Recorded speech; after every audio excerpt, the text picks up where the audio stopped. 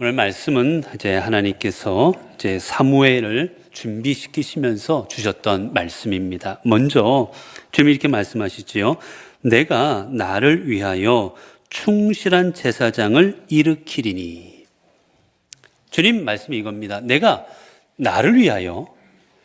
여러분, 제사장을 세우는데 누구를 위해 제사장을 세우십니까? 이스라엘 민족을 위해 세우신 게 아닙니다. 이스라엘 민족의 인기 많고 이스라엘 민족이 좋아하고 그들이 따를 그럴 사람이 아니라 누굽니까? 나를 위하여, 하나님을 위하여입니다.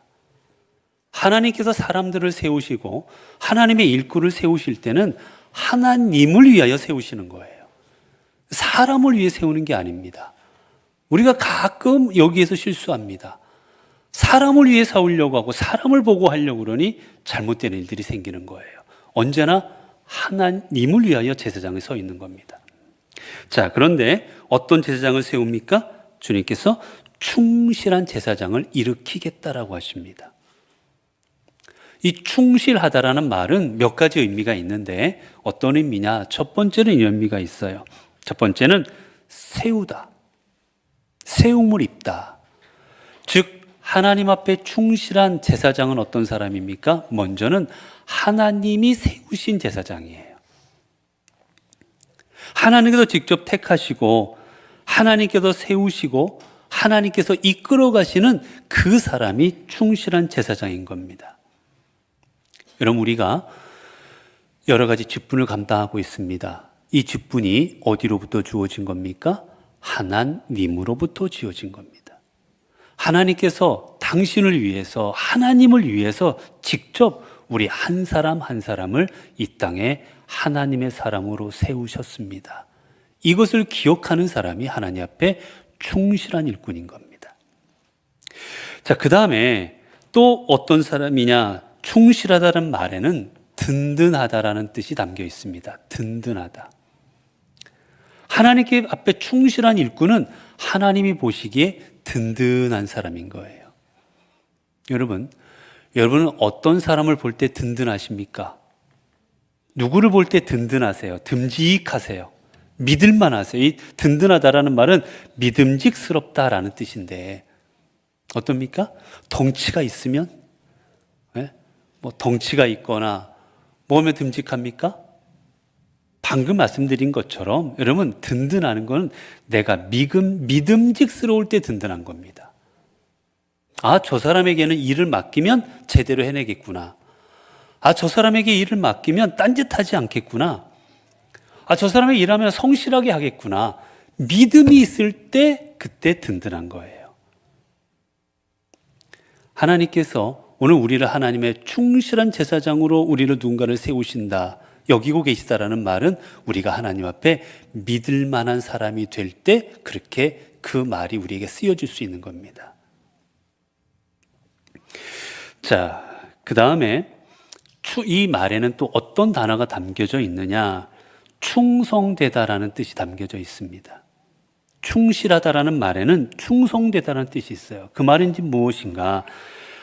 하나님 앞에 충성하는 사람의 뜻입니다.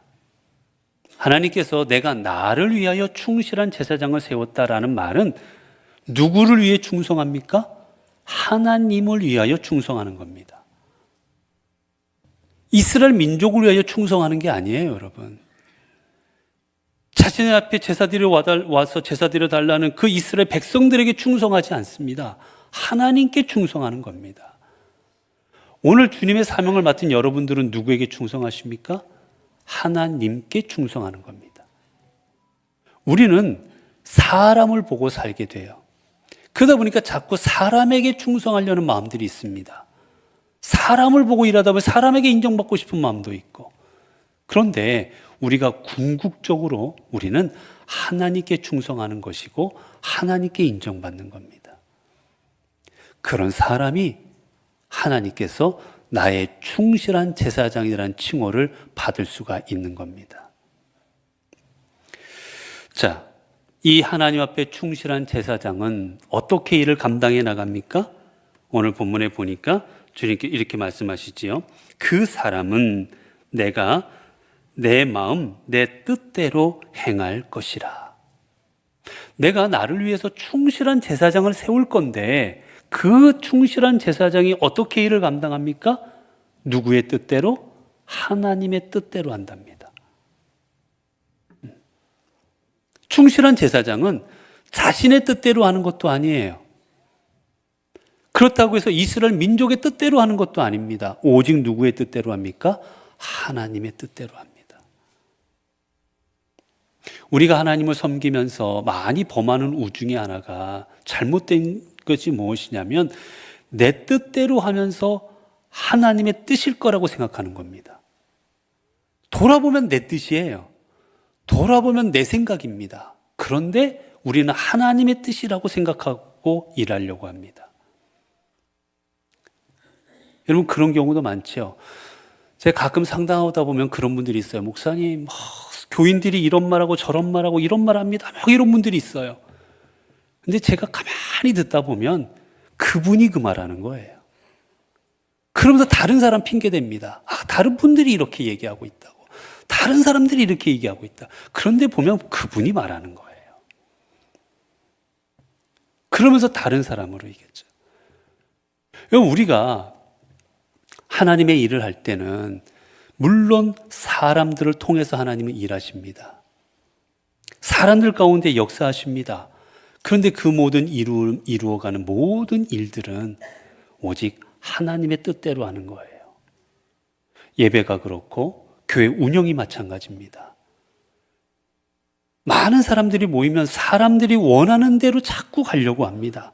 이거를 교인들이 원하고 성도들이 이렇게 하고 싶어 하고 저렇게 하고 싶어 하고 물론 그렇게 해서 될 일들도 있을 겁니다.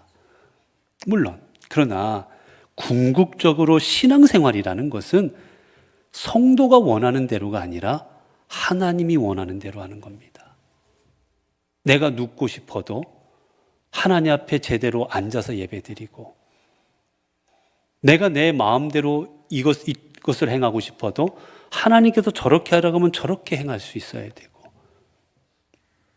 하나님의 뜻대로 나아가는 사람이 하나님 앞에 충성된 종입니다.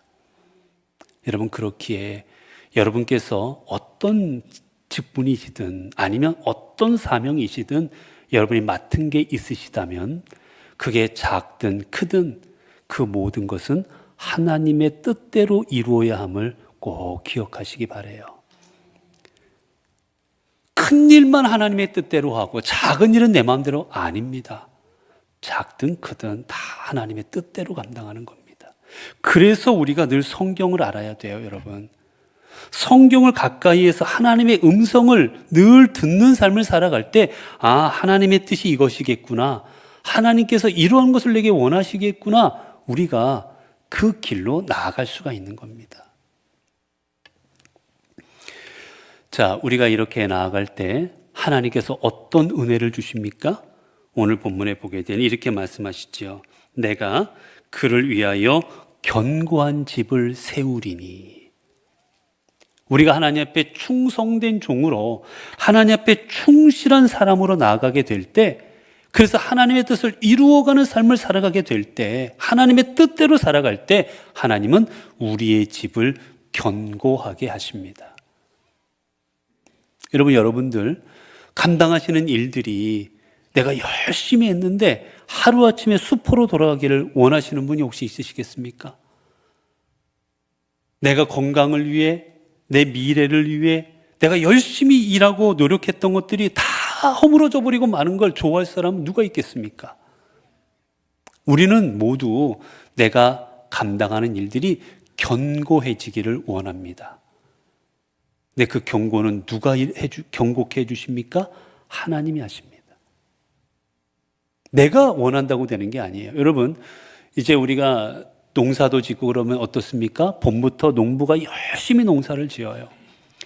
여러분, 농부가 열심히 농사 짓는다고 농사가 결코 풍년되는 게 아닙니다. 날씨가 도와줘야 돼요. 물론 본인이 열심히 감당해야 되지만 플러스로 날씨가 도와줘야 됩니다. 일조량이 맞아야 되고 강수량이 맞아야 되고 그리고 태풍 같은 게 오면 안 되고 아무리 농사를 져도 우리나라 같은 경우에는 보면 가을에 꼭 태풍이 옵니다. 태풍이 와가지고 다 쓸어버릴 때가 많았어요. 내가 노력했다고 되는 게 아닙니다. 하나님께서 허락하실 때 이루어지는 겁니다. 이런 것을 시편의 기자는 어떻게 고백합니까? 솔로몬이 이렇게 고백하지요. 여호와께서 집을 세우지 아니하시면 세우는 자의 수고가 헛되며 여호와께서 성을 지키지 아니하시면 파수꾼의 깨어 있음이 헛되도다. 너희가 일찍이 일어나고 늦게 누우며 수고의 떡을 먹음이 헛되도다.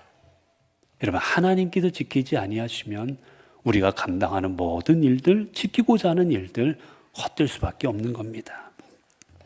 그래서 하나님 말씀하십니다. 내가 직접 그를 위해서 그 집을 견고하게 할 것이다. 감당하는 일들, 사명들, 그 가정을 든든하게 지켜줄 것이다 말씀하십니다. 그리고 또 어떻게 하십니까? 나의 기름 부음 받은 자 앞에서 영구히 행하리라. 나의 기름 부은 자 앞에서, 여러분, 이 기름 부음 받은 자라는 의미는 왕을 의미해요. 왕. 여러분, 나중에 사무엘이 이제 사울을 왕으로 삼을 때 뭐를 붓습니까? 기름을 붓습니다. 그 다음에 다윗을 왕으로 삼을 때도 기름을 붓습니다. 그래서 이 말은 주로, 이 말의 의미는 다윗 왕가를 가리킵니다.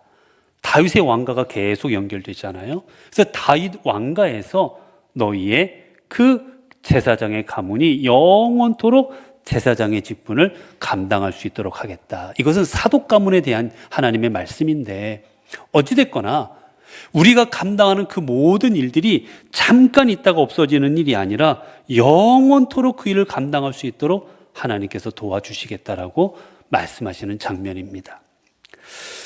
사는 성도 여러분, 자신을 향한, 자신을 위해 삶을 살았고 자신을 위해 사역을 감당했던 엘리와 그 두 아들은 하나님의 심판을 받아 모두 그 자리를 잃어버리고 맙니다. 그러나 오직 주님을 위해서, 그리고 주님의 뜻을 위해서 그 뜻대로 행했던 사무엘과 그 자손들은 하나님께서 늘 함께하여 주셨습니다. 우리도 사무엘처럼 주님 앞에 주님을 위한 충실한 제사장이 되어질 때 주님은 우리도 사무엘처럼 영원토록 우리와 함께하여 주시고 우리를 인도하여 주시고 우리를 통해 주님의 뜻 이루어 가도록 당신의 그 강한 팔로 우리들을 붙들어 주실 것입니다. 기도하겠습니다. 은혜로우신 아버지 하나님, 저희들의 삶의 인도자가 되어 주시사 우리가 어떤 길을 걸어가든지 간에 그 길의 보호자가 되어 주시고 그 길의 산성이 되어 주시고 그 길의 빛이 되어 주심을 감사드립니다. 하나님, 주님께서 저희들을 부르시고 하나님의 충실한 일꾼들로 삼아 주셨습니다. 이제 우리들 하나님 앞에 온전히 하나님의 뜻대로 주신 사명을 감당함으로 말미암아 하나님의 충실한 종들이 되게 하여 주옵소서. 내 뜻 이루는 삶, 주님의 직분인 것을 알면서도 내가 원하는 것, 내가 소망하고 생각했던 것 이루고자 우리의 삶을 허비하지 아니하게 하여 주시고 내 직분이 하나님의 뜻을 이루라고 주신 줄로 믿고 내 사명이 하나님 뜻대로 행하라고 주신 줄로 믿고 그 길을 온전히 걸어갈 때 우리의 삶이 견고해지는 은혜를 경험케 하옵소서. 우리 주 예수 그리스도 이름으로 기도드리옵나이다. 아멘.